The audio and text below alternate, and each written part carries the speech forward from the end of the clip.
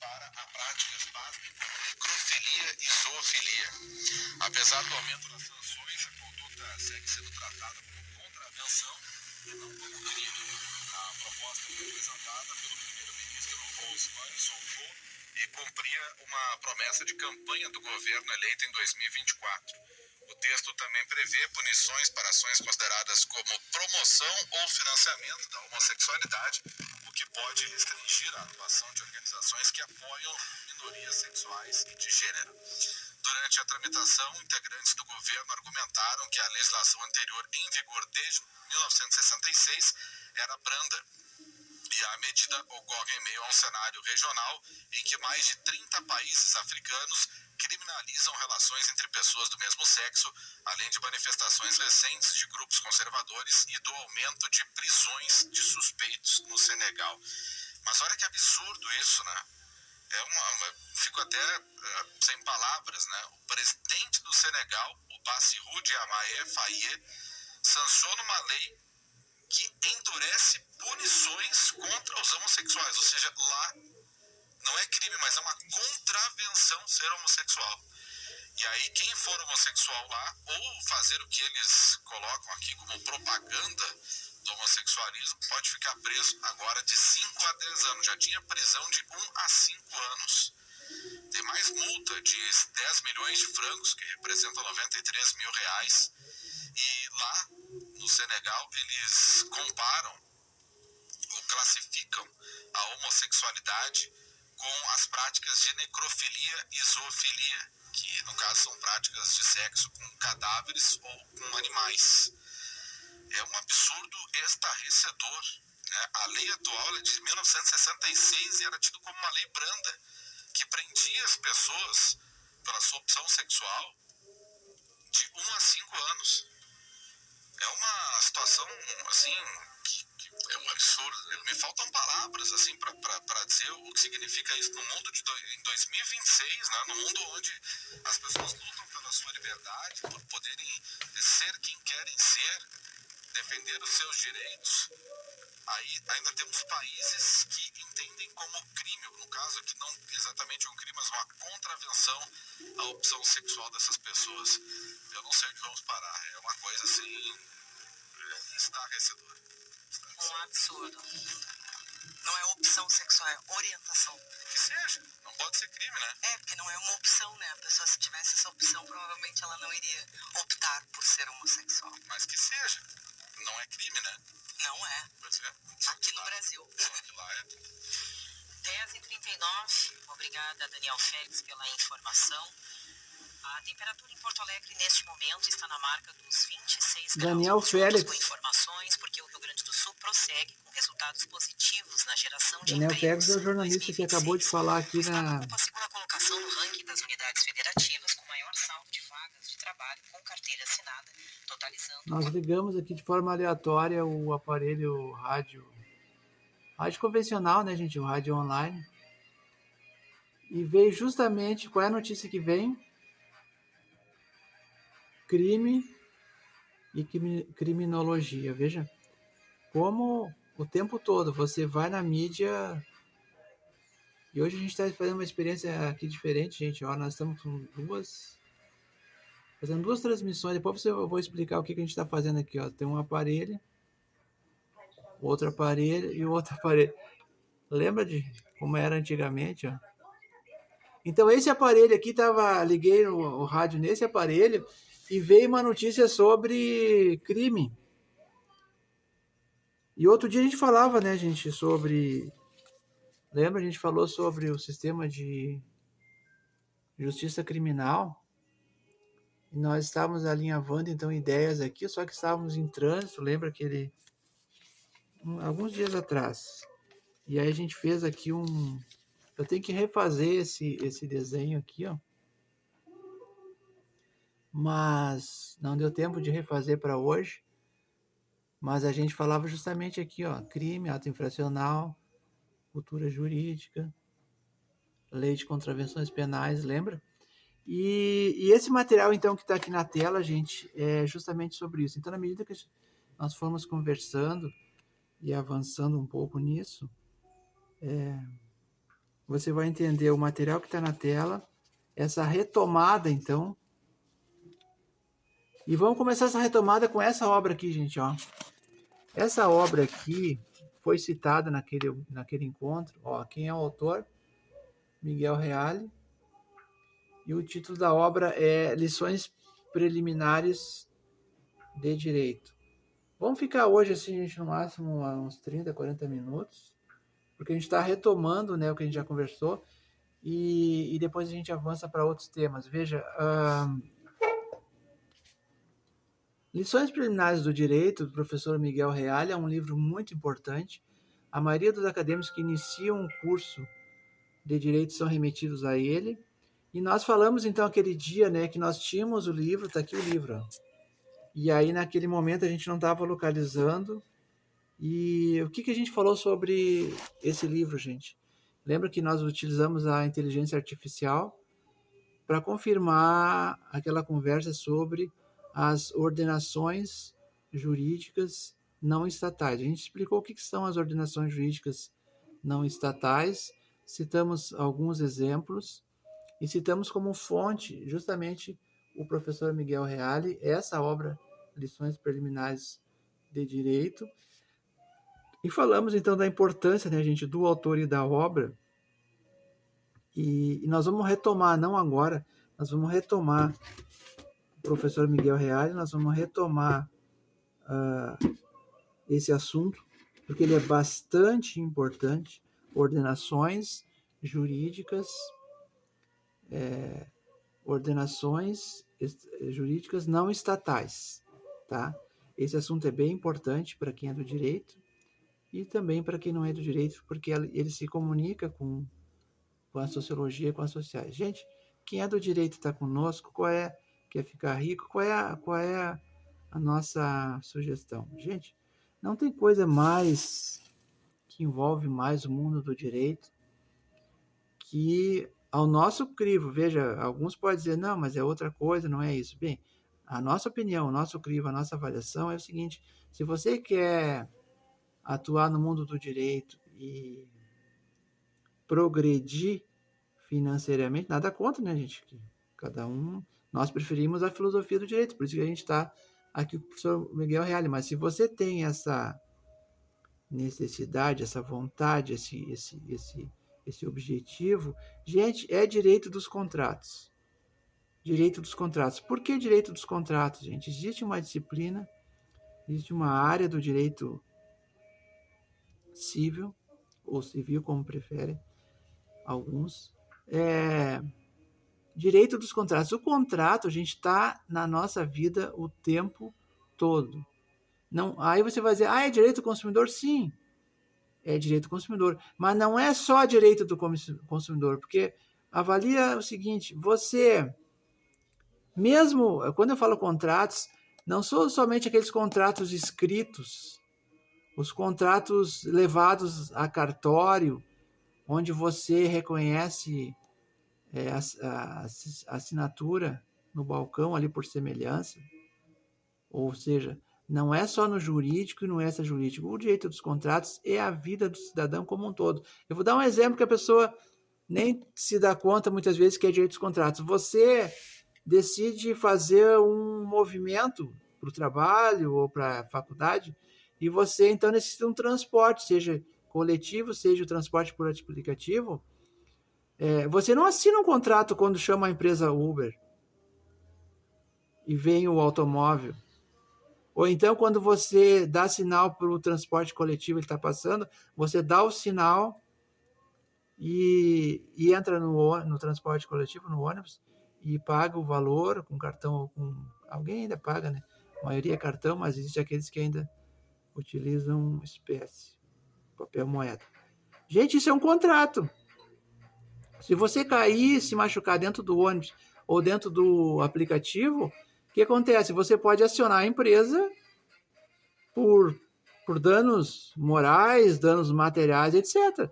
Então, o direito dos contratos, gente, não é só o carro financiado em 72 vezes, não é só o imóvel que você assinou o contrato lá com a Caixa Econômica Federal e não deu certo, aí você vai discutir esse contrato na justiça. Não são os grandes contratos. Você tem grandes contratos, que é aqueles valores absurdamente, digamos, não é absurdo, mas valores, né, maiores, tipo um imóvel de 1 milhão, 2 milhões, 3 milhões, ou menos um imóvel aí mais popular, 300, 400, 500 mil.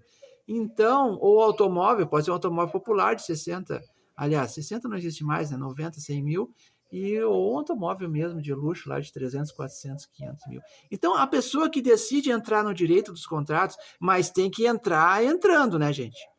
A dica é o seguinte, se você quer trabalhar com direito dos contratos, entra de cabeça, de corpo e alma. Você vai ter que estudar muito, porque como tem muitos profissionais no mercado, para você se sobressair, para você ter uma carteira de clientes né, bacana, você vai ter que investir nisso. Graduação, pós-graduação, pós do pós do pós, e aí vai, né, gente? Aí vai. Então, o direito dos contratos é uma área do direito que eu recomendo para quem quer ficar rico. Quem não quer ficar rico, gente, fica conosco aqui, ó. Não, quem quer ficar rico também pode continuar conosco. Eu tô brincando, mas é verdade. Lições Preliminares do Direito, Miguel Reale, na segunda posição aqui, ó. Isso aqui não tem uma ordem, um ordenamento. Sabe por quê? Eu ia falar, quando eu tô falando de direitos de contratos e tô pensando nisso aqui, ó. Sabe o que eu tô pensando? Eu tô pensando no crime. Políticas públicas na América Latina é importante. Não vou falar nisso agora, mas eu estou pensando no crime. O crime eu pus lá atrás, agora eu vou puxar para frente. É um grande criminalista, um grande especialista na área do direito, que nós também citamos. Aqui, ó. Onde é que está o... Agora eu não sei onde é que eu botei. Ah, tá aqui, ó. Nós citamos, lembra? Eu estou segurando o celular com a mão, por isso que está tremendo assim, ó. Lembra que eu citei aqui, ó? Citamos naquele encontro sobre o sistema de justiça criminal, nós citamos Auri Lopes Júnior, nós citamos Bittencourt, citamos Lazari. E depois citei o professor Cante Lima. Eles estão todos aqui, ó. Então tá aqui, ó, César Roberto Bittencourt, Tratado de Direito Penal, parte geral 1, volume 1. Essa aqui é a 19ª edição, editora Saraiva. Gente, isso aqui é uma coleção de livros. São cerca de 20, se não me engano, 25 ou 26 livros. E eu falava que em qualquer biblioteca aí mais ou menos bem organizada, você vai lá e tá toda essa... Na estante você vai encontrar todos... Não é isso que eu acabei de falar, né? Eu falei contratos, agora fecha a página do direito civil ou civil e vamos pro crime. Gente, o crime é algo... O crime, o delito, o ato infracional e as contravenções penais, gente, a reunião de todos esses elementos, eles então compõem o que a gente chama de sistema de justiça criminal. Naquele dia, então, eu estava em trânsito, eu não tinha as obras. Hoje eu trouxe, ó, o Bittencourt. Hoje eu trouxe, além do Bittencourt, eu trouxe o Cante de Lima, tá aqui o Cante de Lima, ó. Esse aqui é um dos livros, né, entre tantos, que você pode acessar, Roberto Cante de Lima, Ensaios de Antropologia de Direito. Sabe por que é importante, gente, o Cante de Lima? Quando você entrar nessa parte aqui, ó, quando você for estudar cultura jurídica, porque a gente falou, ó, o crime está no centro dessa roda, tá? E na outra ponta você tem a injúria, a calúnia e difamação. Então você tem os crimes que ofendem contra o bem maior que é a vida, e depois, na sequência, então, no outro extremo, os crimes contra a honra. E dissemos que é importante você olhar além da doutrina, da jurisprudência, da base legal, você olhar também a cultura jurídica. E ninguém melhor do que Cante de Lima para estudar, para entender, para falar sobre cultura jurídica. A gente, inclusive, sobre esse livro aqui, ó, o título completo diz assim, ó, Acesso à Justiça e Processos Institucionais de Administração de Conflitos e Produção da Verdade Jurídica em uma Perspectiva Comparada. Esse livro aqui, inclusive, agora, recentemente, quando nós começamos a trabalhar com a biografia do Weber,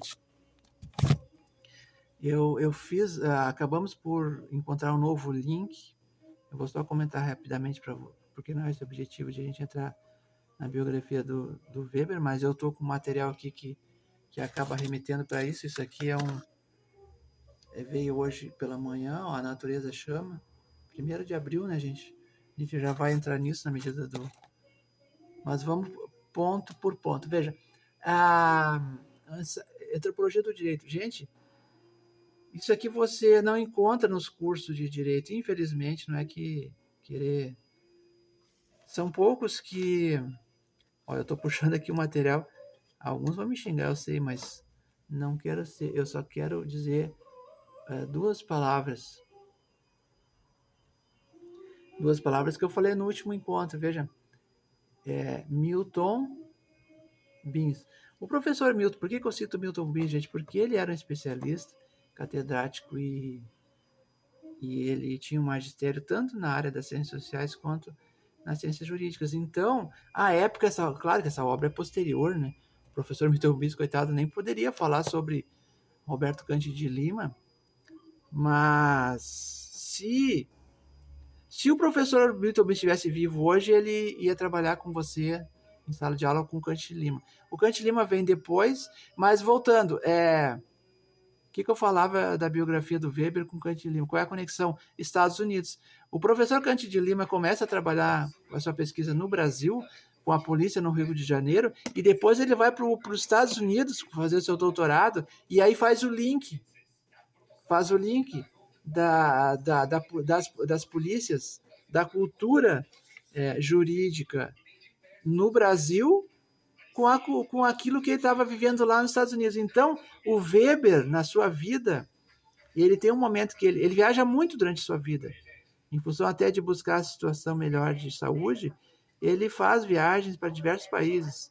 E eu destacaria aqueles locais que mais influenciaram a sua obra, que foi Roma e foi os Estados Unidos.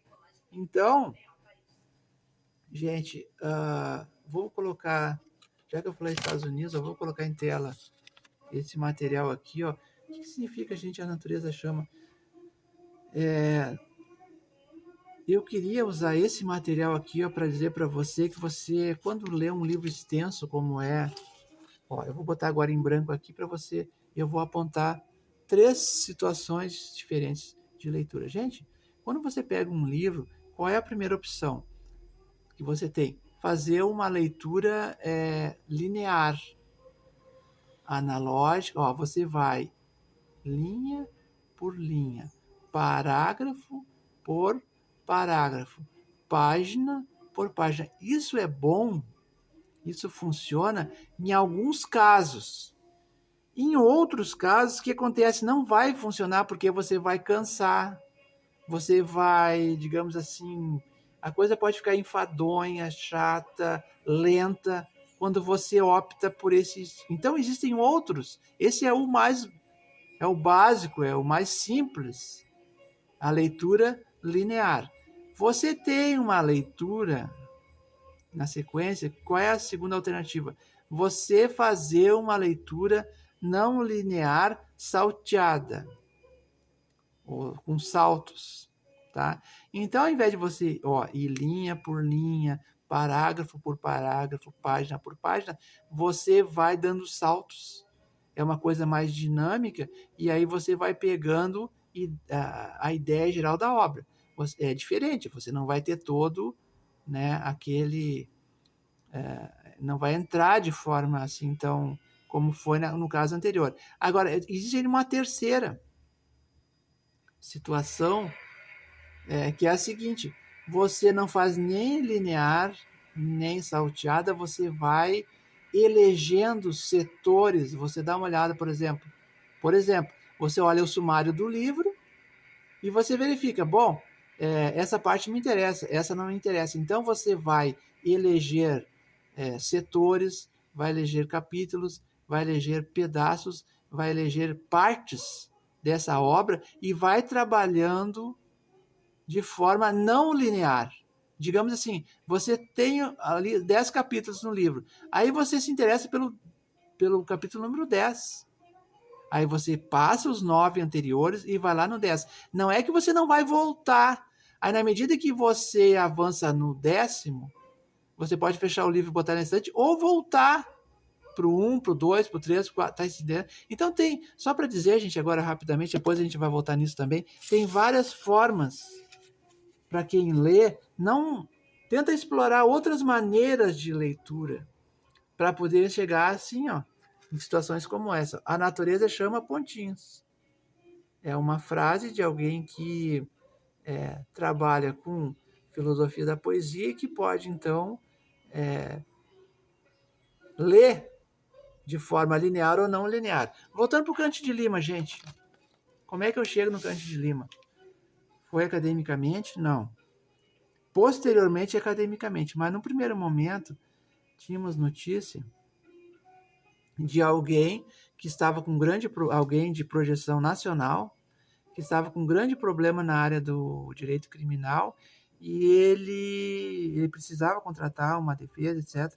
E aí ele é convidado a conhecer Cante de Lima. Quando aí o Cante de Lima estava vivo, ele morreu agora recentemente no Rio de Janeiro, professor da Universidade Federal do Rio de Janeiro, e alguém disse assim, você conhece Cante de Lima, sim ou não?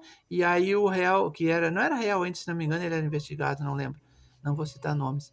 E aí ele disse, não conheço. E aí foi apresentado, os dois foram apresentados, e o que o Cante de Lima diz para o réu? Ele diz assim, presta atenção, no Brasil, você começa a ser julgado antes de começar o processo. Olha que estranho, né? Tu tem um processo penal que ele começa com um inquérito policial e às vezes antes da primeira audiência você já... É isso que a gente tentou transmitir isso aqui, ó. Por isso que a gente vai retomar. Não deu tempo de passar isso aqui a limpo, ó.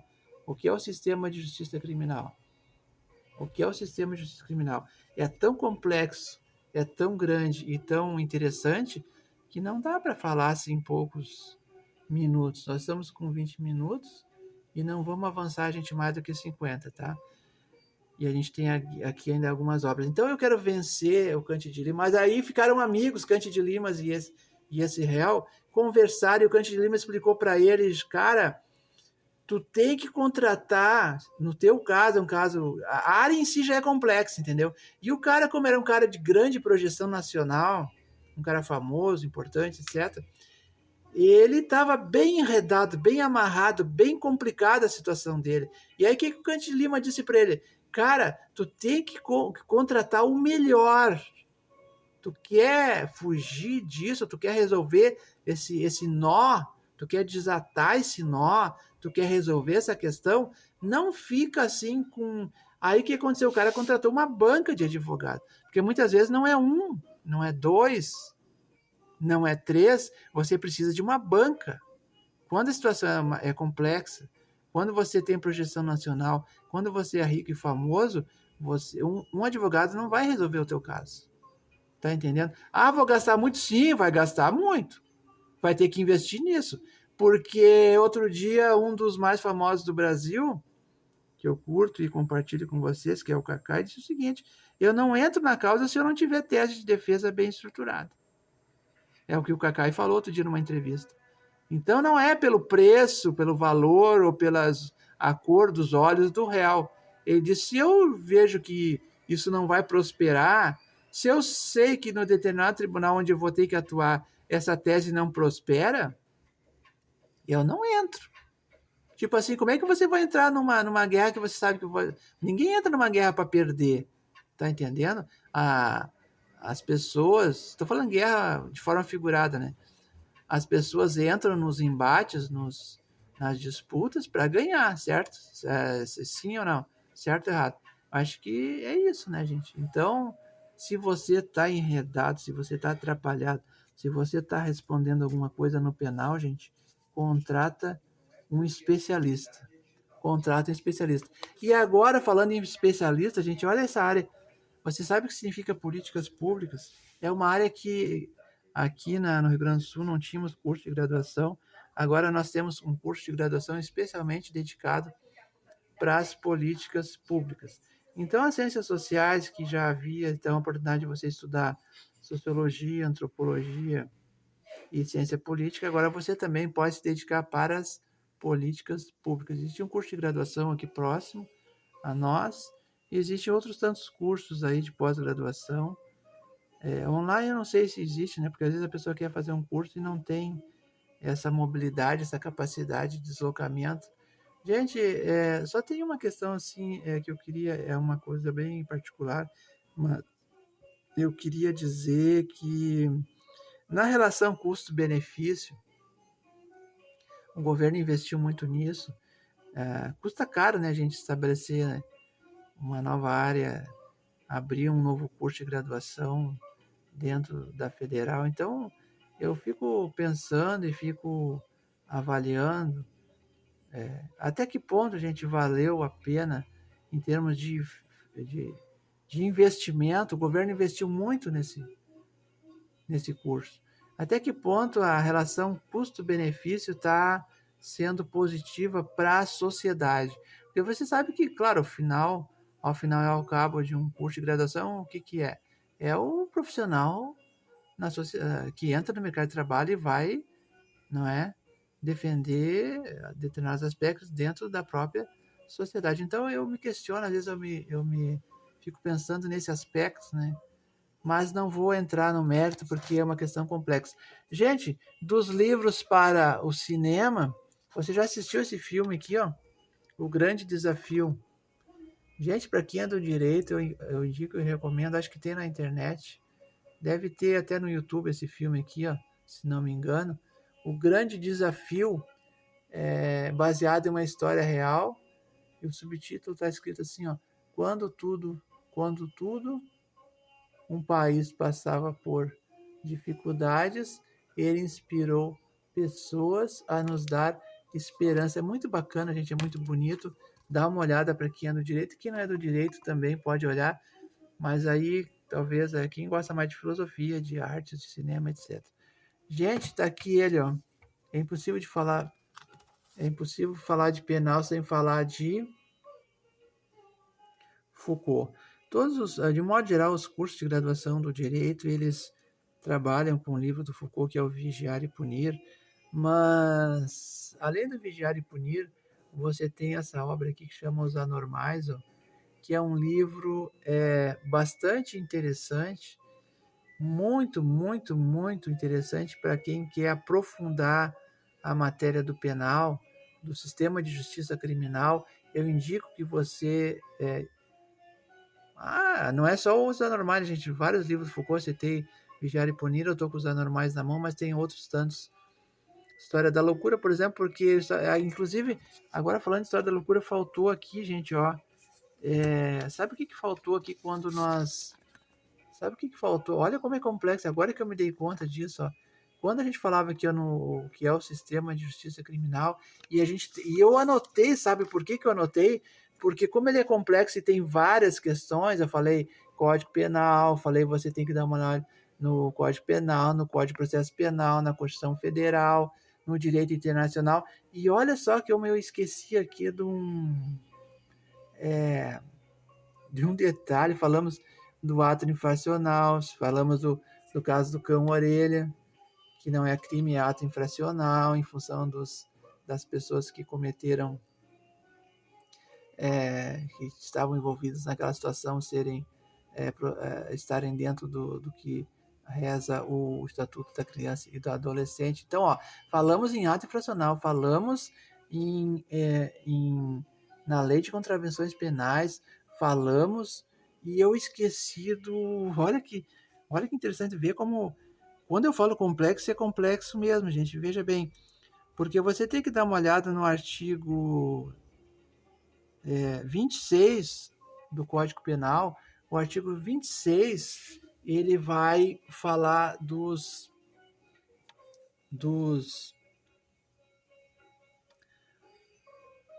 da imputabilidade penal. Veja, se o cidadão é um inimputável, se ele não tinha noção, se ele não tinha critério de razão razoável do que ele cometia, por exemplo, supõe-se, né, que a pessoa que ainda está em desenvolvimento, se ela é uma criança e um adolescente, ela não tem noção do que ela está fazendo. Então, ela não comete crime, ela comete ato infracional. Mas tem uma outra, então ele não é Código Penal, é ECA, Estatuto da Criança e do Adolescente, que vai normalizar, que vai definir, que vai prever toda a situação de como o processo vai correr, de como a pessoa deve cumprir a pena, entre aspas, etc. Mas eu esqueci de um detalhe, que é a medida, não é medida socioeducativa, é o cumprimento de, quando a pessoa é declarada inimputável, mas não é, ela pode ser inimputável por estar protegida pelo ECA, ou então por ela ter problemas de razão, de deficiência mental, etc. Então, esse cara, ele também, ele não vai para o presídio comum, ele ia para aquilo que a gente chama de manicômio judiciário. Só que, gente, não existe mais manicômio. Olha quanto, quando eu falo complexo, é complexo mesmo. Não existe mais. Por quê? Por causa de uma. Eu vou até puxar de volta ele aqui, ó. Sobreveio uma política pública para aqueles que têm problemas mentais e cometem delitos. Então, esse cidadão, ele não pode cumprir pena de prisão junto lá na massa carcerária, porque ele tem uma situação especial, entendeu? Então, o juiz vai determinar que ele vá para uma casa, na época, os famosos manicômios judiciários, mas hoje em dia, nós tínhamos aqui próximo, por exemplo, o IPF, Instituto Psiquiátrico Maurício Cardoso, Instituto Forense Maurício Cardoso, que não existe mais. O que aconteceu com essas pessoas ali, gente? Eles começaram a cumprir pena em regime aberto. Na maioria deles, uso de tornozeleira, ou prisão domiciliar, ou aqueles casos mais, digamos assim, os mais graves, os casos mais pesados, aquela coisa, pessoas com uma demência muito severa, sabe, aqueles caras assim que aí eles ficam em casas semelhantes aos antigos manicômios judiciários, que hoje as clínicas de tratamento para pessoas com problemas mentais, etc, etc. Gente, então veja quanto é complexo essa coisa, mas tudo é política pública, ó. E tem gente que não entende, né, que a LEP, a Lei de Execuções Penais, é uma política pública muito antiga, e mesmo antes de você ter o curso de políticas públicas, mesmo antes de ter o curso de graduação em políticas públicas, você tinha a LEP. E aí a pessoa não entende o que é progressão de regime. A pessoa diz assim, mas cometeu o crime e está solto. Não, ele não está solto. Ele progrediu de regime. Ele saiu do fechado, foi para o semiaberto, e do semiaberto vai para o aberto. É a lei que prevê, é uma política pública para o desencarceramento, é o cidadão ir evoluindo mediante um programa de... Está tudo na lei, né, gente? Se ele cumpre X% da pena, se ele tem bom comportamento, se ele tem um perfil criminológico adequado, então ele vai progredindo de regime. E eu acho que é a última aqui, é o último que nós temos aqui.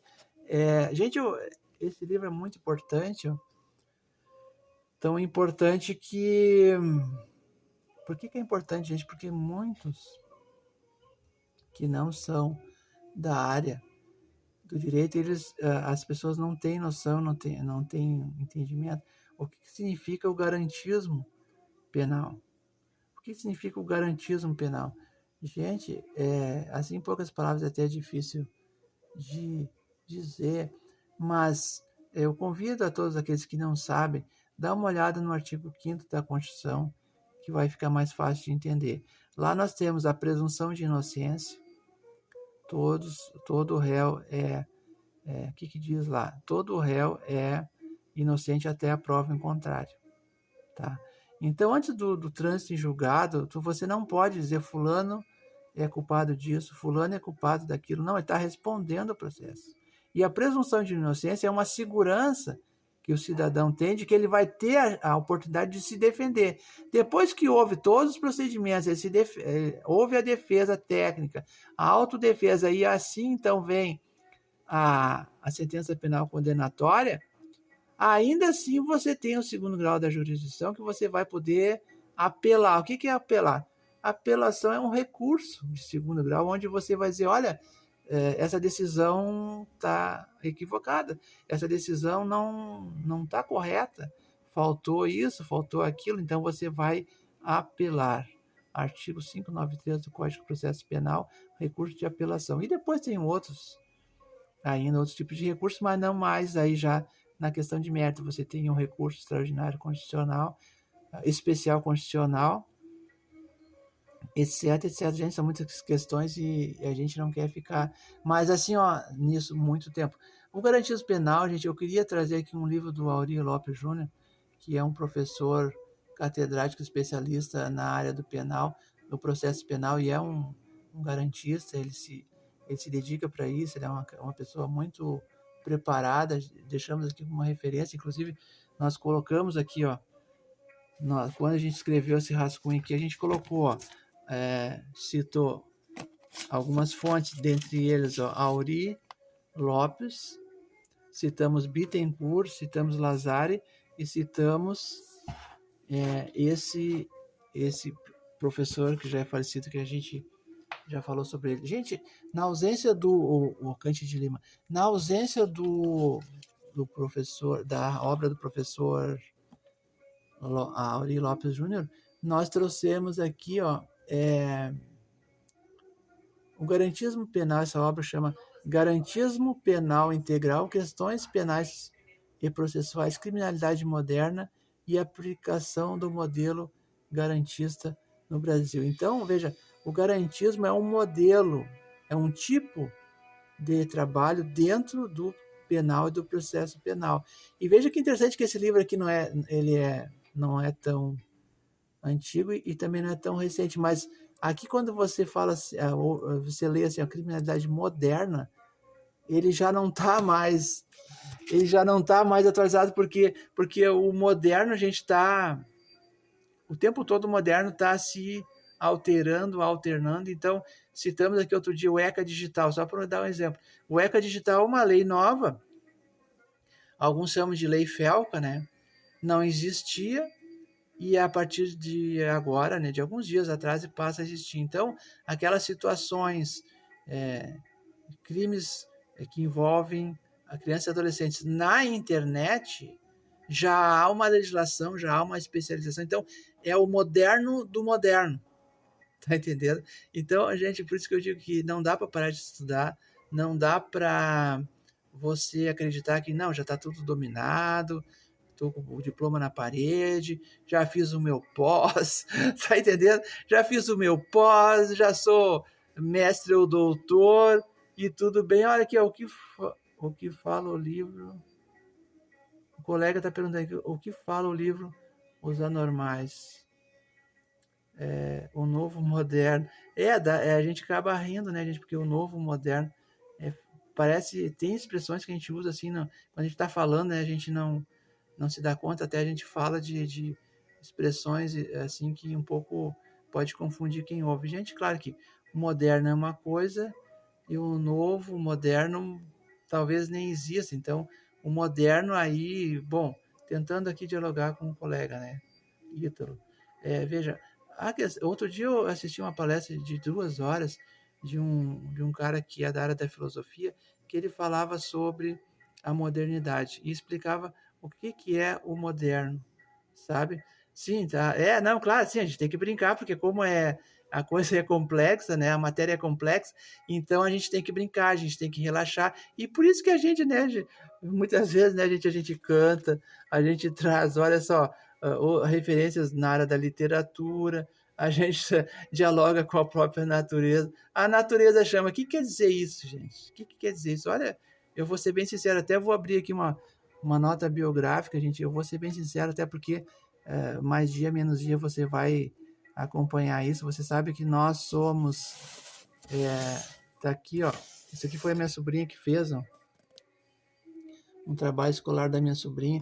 Então, veja, gente, nós temos aqui filhos caninos, e nós temos uma filha canina, que o nome dela é Amiga, e ela tá assim, claro, ela é muito idosa, e ela tá naquele Sabe aquele ciclo reverso quando você vai ficando idoso e você vai voltando a ser, parece que você volta a ser uma criança. Você volta a ser uma criança quando você fica idoso, porque você fica mais lento. Então ela está fazendo assim, ó, as necessidades que ela fazia na rua, ela já não tem mais controle. Xixi e cocô ela faz, se ela está na cama, ela faz na cama, se ela faz no sofá, ela... Então hoje de manhã, gente, eu vou abrir aqui, né, gente, porque não, isso não é segredo nem mistério que a gente tem essa relação profunda, né, e muito forte com a natureza e o mundo vegetal, animal, etc. Gente, veja, eu abracei a amiga e veio uma não poesia. Isso aqui dá para dizer que é uma não poesia dentro do curso que a gente está trabalhando economia cultural e da teoria tridimensional do silêncio. Para nós isso aqui é uma espécie de não poesia. A natureza chama. Então a gente sabe, né, que a amiga tá nesse processo reverso, né? A amiga está cada dia mais idosa, cada dia mais limitada nos seus movimentos. A amiga está partindo, isso até me emociona de alguma forma. Nós ficamos emocionados, eu e a minha esposa, nós ficamos emocionados, porque a gente sabe que o nosso convívio amoroso com esse animal, ele está limitado a algum tempo ainda, né? Há pouco tempo, a gente não sabe precisar se dias, meses. Então, a natureza chama nesse sentido, né, gente? Como foi aqui, o professor Cante de Lima já fez a passagem, não está mais conosco. Daqui a pouco a amiga faz a passagem, não está mais conosco. E daqui a pouco eu próprio, e você talvez, não sei qual é a sua idade que está conosco aqui, mas todos nós vamos fazer a passagem, né, gente? Então, a gente fala de academia, sim, o colega está falando aqui, ó, mas ela vai junto, a minha que partiu também, dormindo em paz, se Deus permitir. Que bacana que você, Ítalo, compartilha conosco. Que bacana, Ítalo. Eu agradeço a tua contribuição aqui. O Ítalo está falando conosco, interagindo, e está dizendo, mas ela vai junto. A minha, ele cita uma própria questão própria, particular dele, né? Ele tinha também um animal de estimação, ó, que partiu. Então é isso, né, gente? Então veja que a gente não está forçando, a gente não está assim querendo like, a gente não está, é a nossa vida na tela, entendeu? É a academia, são as letras, são as teorias. E ontem, gente, isso aqui um pouco, eu quero concluir com o Weber, então, gente. Isso aqui aconteceu com o Weber. Concluímos ontem um capítulo, não estou aqui com o livro agora, mas nós concluímos. O colega ainda perguntou, eu vou tentar responder o colega aqui, o que diz os anormais. E eu vou. Deixa eu falar sobre o Weber primeiro. Gente, o Weber foi um cara assim. Eu estou convencido, sabe, que o Weber era um cara especial, assim como a gente costuma falar das pessoas que, sabe, são especiais no sentido. Tem várias maneiras de falar sobre uma pessoa especial, mas o Weber era uma pessoa muito especial, que estudou muito, se dedicou, morreu cedo. E isso também aqui, ó, para concluir, a natureza chamou o Weber e a natureza está nos chamando, então a gente tem que ter o compromisso, a responsabilidade de fazer a coisa certa. Gente, os anormais é uma obra, sabe aquelas obras, aquele tipo de obra que você lê uma vez e não consegue parar de ler, você volta nela. Gente, eu quero entrar no Foucault, mas o Foucault não é o Foucault, você sabe que o Foucault não é um autor fácil, não é um autor simples de trabalhar, né? Então, aqui dentro da obra, Os Anormais, e por que Os Anormais? Porque o Vigiar e Punir é muito citado, muito relacionado nos cursos de graduação, e os anormais vão ficando meio de lado. Os anormais é dentro daquilo que a gente sabe que aconteceu com Foucault. O Foucault, durante a sua vida, ele não pretendia vender livro, ele não tinha essa pretensão de ser escritor, ele lecionava na França, aquelas aulas que a gente chama seminários, que lotava de alunos interessados, aulas abertas, uma realidade acadêmica muito diferente dessa que nós temos hoje, e as pessoas que não queriam chegar mais próximo daquelas aulas belíssimas, não conseguiam anotar todo o material, iam lá, levavam, tá aqui, ó, levavam gravadores e levavam fitas cassete, como essa que eu tenho na mão, levavam fitas cassete e gravavam. Essas aulas foram gravadas e essas aulas viraram livros. Os anormais nada mais é do que uma coleção de alguns encontros, de algumas aulas, de alguns seminários que o Foucault dá, então, na França, ali na década de 70, mais ou menos, século passado, 70, final de 70, acho que pegou um pouco 80, não me lembro agora, mas se não me engano pegou um pedacinho das décadas de 80. Então, gente, esse livro aqui, ó, eu quero entrar porque ele tem relação com o Weber, quando o Weber define, o Weber tem uma definição do Estado de Direito, e o Foucault também estudou isso, como é que nasce, como é que essa nossa relação com o Estado de Direito. E acho que o principal diferencial, olha que curioso, ele deve ser muito inteligente. Então, gente, Foucault era muito inteligente e o Weber era muito inteligente.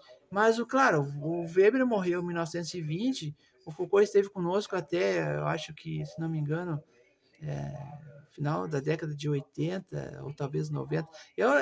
Eu não decoro as datas, depois eu vou trazer essas datas de forma bem tranquila para você. Gente, então o Foucault, o principal no Foucault, acho assim, ó, que ele vai dizer assim, ó, quem é o primeiro anormal da história ele fala no regicídio, olha que louco. Ele fala antes do crime de homicídio. Hoje, como eu falava ali, ó, o crime de homicídio, olha como está tudo relacionado. Ó. O crime de homicídio é matar alguém, artigo 121, Código Penal. O crime de homicídio hoje, no nosso sistema, é aquele que mais mobiliza o Estado de direito. Você mata, você vai ter que responder. Você vai para o tribunal do júri, sabe? Ah, mas tem a legítima defesa, mas tem o estado de necessidade. Tá, tem tudo isso, sabe? Mas a gente não pode entrar em tanto detalhe. Mas, de um modo geral, a regra é matou, paga. Responde, e aí lá, né, se o juiz definir isso como, ou no caso do tribunal do júri, que não é o juiz, é um colegiado de pessoas que são convocadas para avaliar a questão do mérito, né? Então, o conselho de sentença é que vai definir se o cidadão é culpado ou não. Gente, os anormais, Foucault, ele falava que o nosso crime atual, o crime de homicídio, ele começa com que ele está falando do Foucault, como o Weber gostava muito de história, ele pesquisou nos livros de história e ele dizia que existia uma coisa chamada regicídio. O que é o regicídio? Claro que ninguém era louco de ir lá matar o rei, né? O rei era super guardado, super protegido, os guardas permaneciam 24 horas no palácio fazendo a sua segurança, então é difícil você ter notícia. Claro, na Revolução Francesa mataram o rei, mas aí foi uma revolução e tal. Veja, mas então o Foucault vai dizer assim, ó, que o regicídio, ele é, digamos assim, o irmão mais moço do homicídio. Homicídio, matar alguém, né? Regicídio, no tempo da monarquia, você tinha essa possibilidade. Obviamente, quem matava ou se cometia qualquer tipo de delito contra o rei, obviamente que também ia ser morto. Havia pena de morte. Hoje no sistema a gente não tem a pena de morte no Brasil, a não ser em situação de guerra, né? Você não tem pena de morte do ponto de vista legal institucional, mas você tem esses crimes de manda, você tem, né, o Tribunal do Crime, você tem várias situações que na prática são pena de morte, mas no sistema, por dentro do sistema oficialmente, não existe pena de morte, certo? Então, voltando, regicídio, ele vai fazer então esse trabalho de buscar na história o que é, como vem essa importância que nós damos hoje para o crime de tirar a vida. E agora eu lembrei da Pesavento. A Pesavento, ela tem um livro bastante interessante também, que ela lembra do fato bíblico, do mito, da narrativa do Caim e Abel, né? Então ela diz que o crime original, no caso vê que eu estava no Foucault, agora eu estou lá na Pesavento, que é uma historiadora, mas como o Foucault ele gosta muito de história, assim como o Weber, vê como uma coisa está relacionada com a outra, entendeu? Caim e Abel, exatamente. Então a professora de história, que falecida também, né? Essas pessoas, né, já faleceram, a gente cita porque elas estão presentes nas suas obras, e ela dizia que o crime original, o primeiro crime, é o evento bíblico da história do Caim e Abel, os dois irmãos, né, que tinham problemas de relacionamento é pouco, né, mas eles tinham sérios problemas, e acaba que um vai ser vítima de um crime de homicídio pelas mãos do próprio irmão. Então, veja aqui, voltando ao Foucault, regicídio é a origem do homicídio, e o que o Foucault, a grande lance, por que o Foucault, gente? Porque o Foucault, ele faz um trabalho muito interessante na relação com o Estado teocrático, com o Estado de direito, porque hoje a gente sabe que o Estado é laico, e o que acontece é a igreja de um lado e o poder executivo, o Estado de Direito do outro, né? Mas lá em tempos idos, você tem o Estado, o poder de império papal, da igreja cristã, etc., né? Junto com os imperadores, junto com os reis, junto com estava clero e Estado junto, entendeu? Então, o Foucault vai lá atrás e conta essa história para nós e traz como é que isso reflete, como isso ainda hoje está presente de alguma forma entre nós, que apesar de ter um Estado, a gente já comentou aqui outras vezes, né? Como é que ainda hoje o Estado teocrático comunica com o Estado de Direito e que, se oficialmente estão cada um do seu lado, nós temos determinada relação ainda hoje gente, os anormais, isso, eu concordo, está mesmo só mais subliminar. Exatamente, é isso, concordo. É exatamente essa leitura que a gente faz, e o Foucault, então, ele tem essa capacidade, essa autoridade, ele pesquisa, ele traz fontes históricas importantes, e ele é tipo assim, é o tipo de livro que você começa a ler e você não para mais. E aí, falando, para concluir na história do penal, ele vai falar na Santa Inquisição, como é que o processo inquisitorial utilizado pela Santa Igreja Católica na época para questões internas, para verificar, né, aquela história da queima das bruxas na fogueira, queimar os livros e tudo mais, que são dados históricos importantes, né? São várias informações, não dá para a gente colocar tudo numa panela só, mas para quem acompanha, para quem gosta de história, para quem estuda, sabe do que se trata. Gente, vamos concluir. Concluindo, gente, a natureza chama, o Foucault, a gente vai entrar nisso, só temos ainda que organizar esse material, nós temos que planejar, não é planejar uma aula, né? Porque isso aqui não é uma aula, é um bate-papo, é uma conversa, é uma troca também, né, nossa. Sim, eu vou trazer, gente, quem curte, né, história, quem curte. Então, veja, é uma ligação, assim, ó, é um elo que existe de ligação entre sociologia, história, direito e tá aqui, ó, antropologia do direito. Ó. O Cândido de Lima é isso, ele faz uma graduação em ciências jurídicas aqui no Rio Grande do Sul, ele vai para o Rio de Janeiro, começa a trabalhar com antropologia e ele faz então essa relação. Quando eu cito Milton Bins, quando eu cito Cândido de Lima, quando eu cito, né, esses autores que tiveram, porque não é qualquer coisa a gente ter essa oportunidade de conhecimento, de diálogo, de convivência com as duas áreas que são, não tem como negar que são co-irmãs, as ciências sociais e as ciências jurídicas, entende? Então, gente, só para deixar dito que a gente vai voltar nisso, vamos passar limpo esse nosso desenho aqui, ó.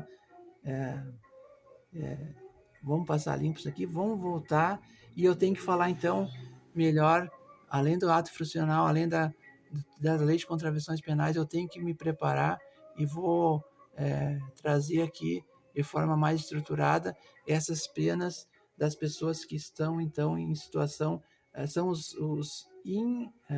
artigo 26 do Código Penal, inimputáveis. E por quê? Bom, para concluir, minha gente, aí vamos fechar porque já estamos com 50 minutos passando. Inimputável, sabe por que eu gosto do artigo 26 e do trabalhar com os inimputáveis? Conhecer canais que estudam. Legal, eu agradeço a tua atenção, Ítalo.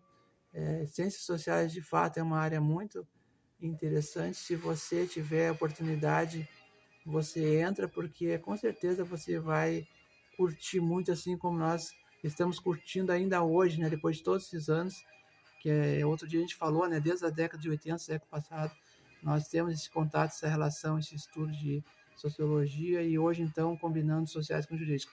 Para concluir, gente, o 26 diz assim, ó, você matou, imagina assim, ó, lembra aquele indígena que nunca tinha saído do meio da selva amazônica? Como é que você vai pegar um indígena que está lá no meio da selva amazônica, que ele nunca leu o Código Penal, que ele não tem noção das nossas regras, do que o civilizado costuma fazer em relação às pessoas que matam, etc., cometem. Como é que você vai pegar esse cara a unha lá do meio da selva e vai trazer ele para dentro de um tribunal do júri e vai dizer para ele, você matou alguém, agora você vai cumprir uma pena de prisão de 30 ou 40 anos, e isso aqui é o Código Penal, etc. Não tem, gente. Então, para o sistema, se o cidadão participa de uma comunidade tradicional, seja ela indígena, quilombola, etc., que não está atualizado, que não tem relação com os nossos códigos, com a nossa cultura jurídica, ele pode vir a ser considerado um inimputável. Se ele é um inimputável, tu não pode imputar para esse cidadão. No máximo, tu vai levar ele para um processo alternativo de cumprimento de pena. Entendeu? Então, o que nos chamou muita atenção desde o início, quando a gente começou a trabalhar com crime e com as jurídicas, era esse detalhe mal dizer, né? Mas como que o nosso sistema trabalha com um indígena que cometeu o delito, por exemplo. E é do 26 que a gente vai para o 57 da 6.001/73, que é o Estatuto do Índio, e vai e volta, entendeu? Então, quando eu digo complexo, é isso. Tu imagina se já é complexo para nós, os aculturados, civilizados, aqueles que estão vivendo isso desde que nascemos, né, o sistema, a sociedade contemporânea capitalista. Para nós já é difícil viver isso, imagina para alguém que vem de fora do sistema, para alguém que é de outra cultura, para alguém que tem outros valores, outra cosmologia, outra cosmovisão, tá entendendo? O cidadão não tem um calendário cristão preso na parede como nós, o cidadão vive ali curtindo uma relação direta com a natureza, entende? Então, como é que você vai jogar ele dentro do tribunal do júri? Como é que você vai botar ele dentro do tribunal? Como é que vai dizer simplesmente, não, você matou um colega lá, o seu semelhante dentro da aldeia, e agora você vai cumprir aqui no nosso... Tá entendendo? Então, esse tipo de coisa sempre me chamou a atenção, sempre, como é altamente desafiador, eu sempre curti esse tipo de página, entendeu? O desafio, por ser complexo, por ser difícil de você processar, de trabalhar, de investigar, de escrever, isso foi o que nos mobilizou o tempo todo e ainda hoje nos mobiliza. Então, quando eu falei outro dia do Weber, e aí eu esqueci, depois eu estava assistindo que eu gravei, eu esqueci. Eu falei assim, ó, que o Weber, existe dois Weber. O Weber original, o real, aquele que existiu, que viveu, e você tem o mito do Weber. Você tem a mitologia que é contada. O Weber é tão famoso, é tão importante, é tão lido, tão reproduzido, tão comentado, que ele hoje virou um mito. E aí eu só ia perguntar, não vou responder, mas agora eu vou perguntar para concluir, tá? Daí a gente passa mesmo, porque já passamos aqui do horário predeterminado. Gente, eu ia perguntar assim, ó, qual é o Weber que os cursos de graduação, ciências sociais ou políticas públicas, qual é o Weber que você está sendo posto, que você está sendo convidado a conhecer lá nos cursos de graduação de ciências sociais? É o Weber real? É o Weber material? É o Weber que existiu? Ou é o Weber mitológico? É só uma pergunta, eu não vou responder, vou deixar para você pensar sobre isso. O que é mais fácil? Eu pegar essa realidade weberiana, o que de fato aconteceu, que homem é esse, o que ele fez? Ou você pegar assim digamos, um vapor, um Weber, sabe, narrado, comentado, um Weber, eu vou usar um termo aqui de um colega que fez aniversário, a gente acha que é boa questão, né, porque Às vezes o mito ele fala mais forte do que, né? A gente está falando do Weber, mas podia usar outras noções. E eu estou aqui eu não vou mostrar agora, mas no próximo encontro eu prometo que o Campbell é um mitólogo, trabalhou com mito, e ele tem um livro só sobre mitologia importante que eu vou trazer aqui no próximo encontro. Gente, então perguntar, que Weber está sendo apresentado para os alunos de graduação? Qual é o Weber que você tem quando vai no Wikipedia? Qual é o Weber que você tem quando... Então é por isso que a gente quer aprofundar isso. Quem é o Weber de fato e de direito e quem é o Weber que está sendo, às vezes, apresentado de forma figurada, de forma não tão verdadeira, de não tão delineada. E aí eu ia falar do amigo que fez aniversário, e ele fala assim, as brumas. Ele fala das brumas. A bruma é isso, uma névoa, é uma imagem não muito definida. É o Weber das brumas ou é o Weber que morreu em 1920? Gente, muito obrigado pela atenção de todos. Bons estudos. Até o próximo encontro.